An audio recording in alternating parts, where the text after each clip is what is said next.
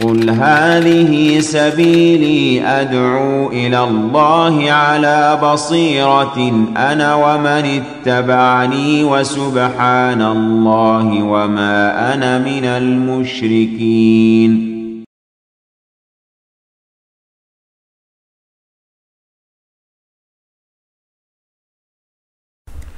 Syarah Usul Thalathah. Landasan 1. Jenis-jenis ibadah raghbah, rahbah, khusyuk. Dalil raghbah, penuh minat, rahbah, cemas, dan khusyuk, tunduk.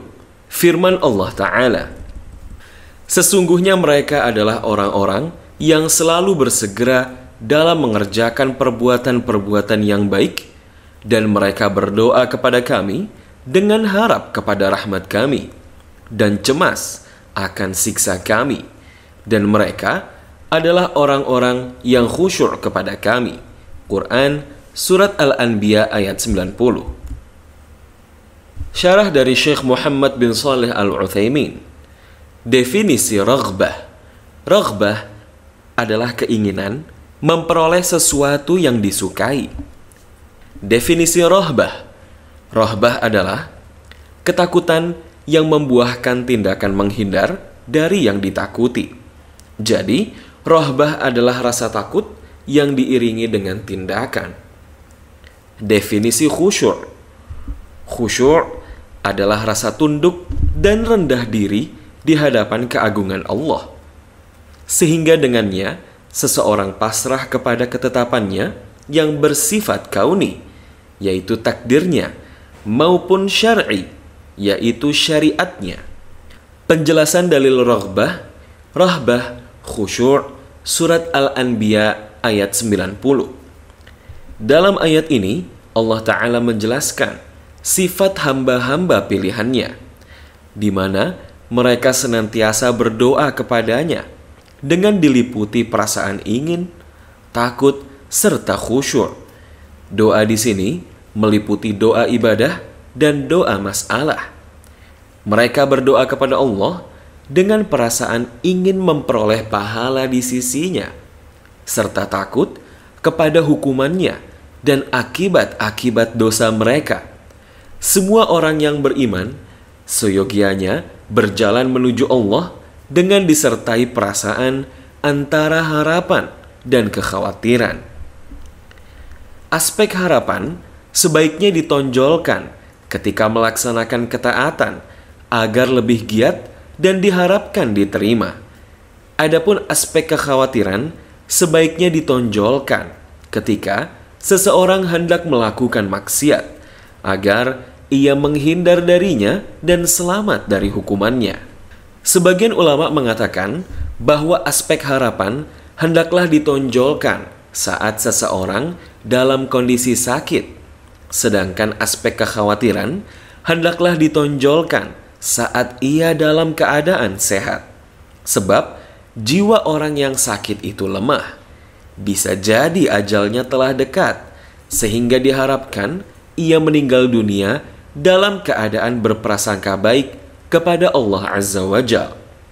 Adapun ketika dalam keadaan sehat, seseorang seringkali sangat aktif dan berharap hidup lama, yang kadang-kadang mengakibatkan ia sombong dan angkuh. Karena itu aspek kekhawatiran hendaklah ditonjolkan pada dirinya sehingga ia selamat dari hal itu. Dikatakan pula bahwa hendaklah harapan seseorang itu senantiasa berpadu dengan kekhawatirannya.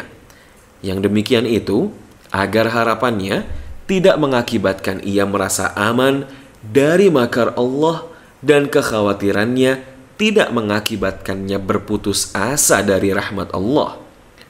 Kedua hal tersebut sama-sama jelek dan mengakibatkan kebinasaan. Landasan 1. Jenis-jenis ibadah khosyah, takut.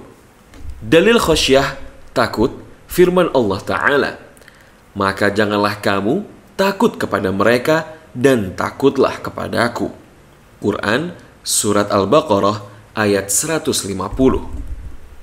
Syarah dari Syekh Muhammad bin Shalih Al-Utsaimin. Khosyah adalah perasaan takut yang dilandasi oleh pengetahuan tentang keagungan siapa yang ditakutinya serta kesempurnaan kekuasaannya. Karena Allah Ta'ala berfirman yang artinya, sesungguhnya yang paling takut kepada Allah di antara hamba-hambanya hanyalah ulama. Quran Surat Fatir ayat 28. Yang dimaksud ulama di sini adalah orang-orang yang mengetahui Allah dan mengetahui kesempurnaan kekuasaannya. Khosyah itu lebih khusus dibandingkan dengan khauf. Perbedaan antara keduanya akan jelas dengan permisalan berikut. Jika Anda takut kepada seseorang yang Anda tidak tahu apakah ia berkuasa menimpakan sesuatu atas diri Anda atau tidak, maka rasa takut ini disebut khauf. Tetapi jika Anda takut kepada seseorang yang Anda tahu bahwa ia berkuasa untuk menimpakan sesuatu atas diri Anda, maka rasa takut Anda ini disebut khosyah. Rincian hukum yang berkaitan dengan khosyah sama dengan klasifikasi hukum yang berkaitan dengan khauf. Landasan 1. Jenis-jenis ibadah inabah. Dalil inabah kembali kepada Allah adalah firman Allah Ta'ala, dan kembalilah kamu kepada Tuhanmu dan berserah dirilah kepadanya dengan menaati perintahnya sebelum datang azab kepadamu, kemudian kamu tidak dapat ditolong lagi. Quran Surat Az-Zumar ayat 54. Syarah dari Syekh Muhammad bin Shalih Al-Utsaimin. Inabah artinya kembali kepada Allah dengan menaatinya dan menghindari kemaksiatan. Makna inabah mirip dengan taubat tetapi lebih mendalam karena ia juga mengandung makna penyandaran diri kepada Allah. Inabah hanya boleh dilakukan untuk Allah. Dalilnya firman Allah Subhanahu wa Ta'ala, dan kembalilah dan berserah dirilah kamu semua kepada Rabb kalian. Quran Surat Az-Zumar ayat 54. Yang dimaksudkan dengan firman Allah Ta'ala dan berserah dirilah kepadanya adalah penyerahan diri secara syar'i, yaitu penyerahan diri kepada ketentuan syariat Allah. Penyerahan diri kepada Allah ada dua macam. Pertama, penyerahan diri secara alami, Islam kauni, yaitu penyerahan diri kepada hukum Allah yang alami.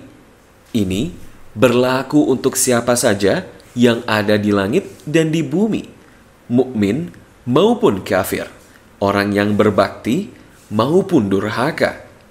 Tidak ada seorang pun yang mampu menolak penyerahan diri semacam ini. Dalilnya adalah firman Allah Ta'ala yang artinya, padahal kepadanyalah menyerahkan diri segala apa yang di langit dan di bumi, baik dengan suka maupun terpaksa, dan hanya kepada Allah lah mereka dikembalikan. Quran Surat Ali Imran ayat 83. Kedua, penyerahan diri secara syar'i, Islam syar'i, yaitu penyerahan diri kepada hukum syariat Allah. Ini hanya dilakukan oleh orang-orang yang menaatinya, yaitu para rasul dan pengikut-pengikut mereka. Dalam Al-Quran, terdapat banyak dalil mengenai hal ini. Di antaranya adalah ayat yang telah disebutkan oleh penulis rahimahullah.